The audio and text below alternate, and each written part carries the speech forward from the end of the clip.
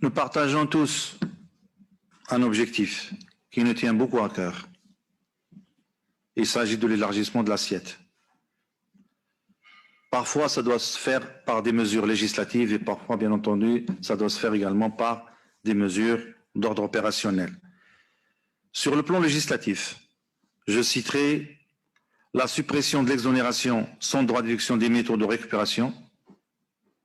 Et je dois tout de suite souligner que la DGI est consciente qu'il s'agit d'un vrai sujet en matière de civisme fiscal. Sur le plan opérationnel, l'administration fiscale prendra toutes les mesures nécessaires pour lutter contre les pratiques de non-conformité. Il y a également la prorogation de la durée d'application des mesures d'encouragement en faveur des contribuables qui exercent des activités dans le secteur informel. Je dois rappeler à cet égard qu'il s'agit des contribuables, personnes physiques, exerçant une activité passive de l'impôt sur le revenu qui s'identifient pour la première fois auprès de l'administration fiscale en s'inscrivant au rôle de la taxe professionnelle à partir du 1er janvier 2021. Ils ne seront imposables que sur la base des revenus acquis et des opérations réalisées à partir de la date de leur identification. Et j'aimerais, bien entendu, maintenant que nous sommes ici au siège de la CGM, travailler et œuvrer ensemble. Parce que, comme vous le savez, cette mesure, nous l'avons introduite, ça remonte quand même à 7 ans. Si je me rappelle bien, c'était soit 2013, soit 2014. Et on s'attendait à ce qu'il y ait des résultats probants. Malheureusement, ça n'a pas été le cas. Nous l'avons introduite l'année dernière. Malheureusement, les gens n'étaient pas au rendez-vous. Et à chaque fois qu'on va au Parlement, les gens nous demandent de proroger encore cette mesure.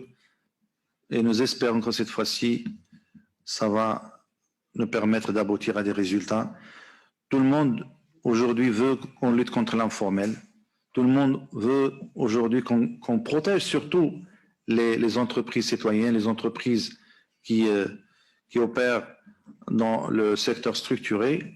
Mais on le sait tous, nous devons trouver des solutions. Vous, nous, tous ensemble, on doit œuvrer pour qu'on puisse sortir, bien entendu, notamment les entreprises qui ont pignon sur rue et qui continuent, dans l'impunité totale, à travailler toujours dans le secteur informel. Alors vous demandez à quelqu'un de venir s'identifier pour la première fois et vous lui dites de passer faisant table rase. Je ne sais pas qu'est-ce qu'on pourrait offrir de plus. Et on sait pertinemment que les entreprises qui sont sous forme de société et qui réalisent jusqu'à 300 000 dirhams de bénéfices, ils sont imposables à 10%. Alors que peut-on faire? Exonérer? Je ne sais pas. Il faut vraiment qu'on puisse trouver des solutions pour ce phénomène d'entreprises aujourd'hui qui continuent à livrer une concurrence déloyale à celles qui opèrent dans la transparence.